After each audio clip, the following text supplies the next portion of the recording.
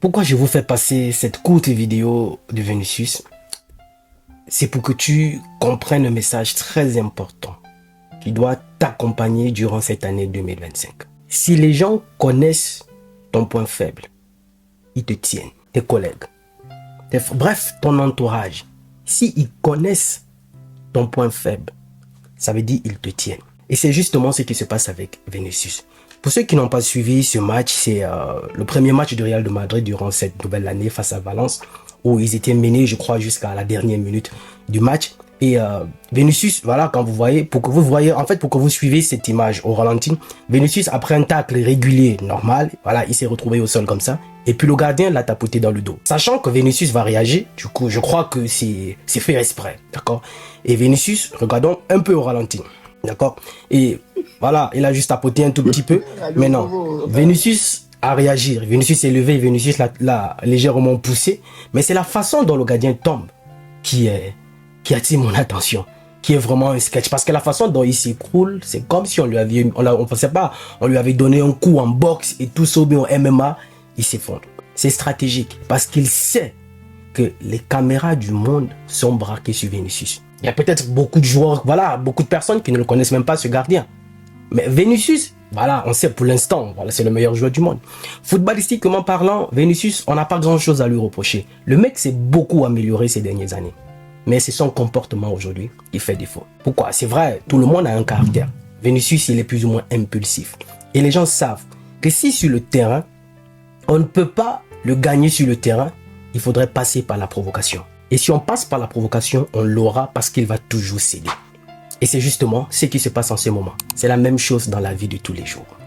Les gens ne pourront pas te battre en compétition. Je ne sais pas avec qui tu es en compétition. Pour un poste, dans ton boulot, je ne sais pas. Si les gens savent que tu es meilleur qu'eux, ils trouveront des stratégies pour te déstabiliser. Ça passera par la provocation. Donc durant cette année 2025, je t'en supplie, je te demande pardon, je t'en prie, sois serein en toutes circonstances. Ne cède à aucune provocation. Parce que tu sais, les gens ils sont malins. On vit dans un monde où les gens ne regardent pas l'action, on regarde plutôt la réaction. Ici, on ne se focalise pas sur l'action qui a provoqué la réaction de Vinicius. Le fait que c'est le gardien qui a commencé à le provoquer. Parce que si le gardien ne l'aurait pas touché, il serait levé tranquille, il serait parti. Mais c'est parce que le gardien l'a touché qu'il a réagi. Sachant qu'en ce moment, il est le mal-aimé, il devrait savoir comment se comporter et garder son sang-froid dans ce genre de situation. Parce que c'est vrai, c'est le mal-aimé en ce moment. Peu importe l'équipe face à laquelle il va jouer en Liga, dès qu'il touche le ballon, il y a des sifflets et tout. Et c'est justement ce qui devait permettre de transformer ceci en force. Ne plus céder à la provocation. Parce qu'il n'y a que ça qui détruit son image. Et pour certains, c'est ce qui lui a valu le fait qu'il ne remporte pas le ballon d'or. Donc revenons à la vie de tous les jours. Les gens ne regarderont pas l'action qui a provoqué ta réaction. Les gens vont tout simplement regarder ta réaction. Vous voyez, vous allez rester par exemple, je sais pas, au boulot, et il y a des collègues tous les jours qui vous lancent des pics, qui vous insultent, qui vous humilient, qui vous provoquent. Tout le monde est muet, tout le monde est aveugle, personne n'est pâle. Mais on attendra le jour où vous allez réagir. C'est là où tout le monde aura les caméras sur vous. C'est là où, comme par hasard, tout le monde commence à observer la scène. Et c'est vous qu'on pointe du doigt. C'est vous qui devenez à cet instant la mauvaise personne.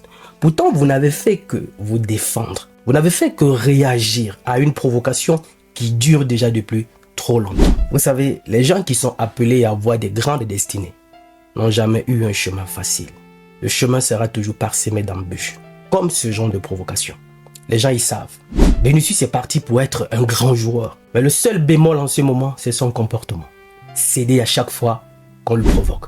On a vu des joueurs comme Ronaldinho, voilà, qui malgré des provocations sont restés sereins. Ou encore Neymar, même si par moments il réagissait parce que son intégrité physique commençait à être mise en danger. Et il commençait à réagir. Donc il va falloir qu'il apprenne à garder son sang-froid. Parce que les provocations, il y en aura toujours. Garde ton sang-froid. Peu importe dans quoi tu es, ce que tu fais, avec des personnes qui t'entourent, garde ton sang-froid. Parce qu'ils feront tout pour connaître ton point faible. Une fois on connaît ton point faible, on te tient. Il suffit qu'on te titille pour que tu exploses. En toutes circonstances, fais preuve de sérénité. Ne réagis pas.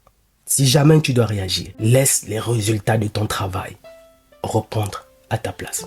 C'est vrai qu'en tant qu'humain, il y a des moments où on en a assez des provocations. On en a assez des humiliations, des insultes des autres. Et on veut tout simplement réagir.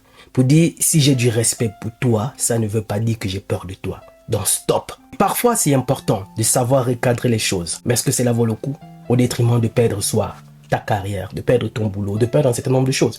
Je ne dis pas ici de renoncer à ses principes ou à ses valeurs. Mais ce que j'essaie de te faire comprendre, c'est que en toutes circonstances, garde ton sang-froid face à toute situation difficile que tu rencontreras sur ton chemin. Ne sois pas trop impulsif. Parce qu'en réagissant sous la colère, tu poses certaines actions ou tu dis certaines choses qui pourront te porter préjudice plus tard. Par la suite, tu seras dans le regret, en train peut-être de demander pardon, mais le fait a déjà été fait. Donc, ton point faible, fais le tout possible d'être au-dessus, de le masquer, de le garder que pour toi. Parce que ceux qui sont autour de toi cherchent une faille. Et la faille passe toujours par la connaissance de ton point faible. Donc évite que les gens connaissent ton point faible et sois quelqu'un de mystérieux. C'est justement ce que nous souhaitons à Vinicius parce qu'il n'y a que ce côté qu'il doit améliorer. Footballistiquement parlant, c'est un excellent joueur. Mais ce côté, on ne peut pas le présenter comme un modèle, comme un exemple pour les jeunes qui sont dans les académies de football et tout. Ces réactions-là, c'est anti-sportif. Puisqu'il est le meilleur, les provocations, il y en aura toujours. Si tu ne veux pas qu'on te provoque, ne sois pas le meilleur. Parce qu'ils savent qu'en mettant Vinicius hors jeu, voilà. Et c'est lui, au moins, cette personne qui, de façon individuelle, ces derniers moments, est capable de changer le cours des matchs. Et si on fait tout pour le mettre hors jeu, c'est bon, ça va. On a plus ou moins les chances de gratter quelques points sur le Real de Madrid. Quitte à lui maintenant de travailler là-dessus, c'est un professionnel et de s'améliorer. Je l'espère que toi aussi, voilà, c'est ce que tu feras durant cette année. De grâce, si tu es quelqu'un d'impulsif, fais le tout possible pour prendre le dessus sur ces émotions-là. D'accord? C'est le petit message que je voulais partager avec vous via cette réaction de Vinicius. Donc aujourd'hui, les caméras sont plutôt braquées là-dessus. L'action du gardien, personne n'en parle. Est-ce que tu vois un peu? C'est ce qui se passera dans ta vie. Les actions qu'on va poser contre toi, les gens ne regarderont pas. Mais ce sont tes réactions. Les gens ouvriront les yeux. Garde ce message durant toute l'année et que ceci t'accompagne. Il n'est jamais trop tard pour recommencer. Le rêve n'a pas de date d'expiration. Je suis Roland Campbell, ton frère. Vous avez remarqué que la fréquence de mes vidéos ces derniers temps a diminué. C'est parce que je suis un peu malade. Vous le ressentez même avec ma voix. Mais on sera de retour. Et je tenais à vous préciser que depuis que notre chaîne YouTube a été piratée et par la suite supprimée par YouTube parce que cette personne a posté certaines vidéos jugées dangereuses, nous sommes en train de nous battre pour la récupérer, mais ce qui n'est pas facile. Alors notre nouvelle chaîne YouTube est désormais disponible. Le lien est dans la description. Je vous prie de vous abonner au maximum à cette nouvelle chaîne. Salut!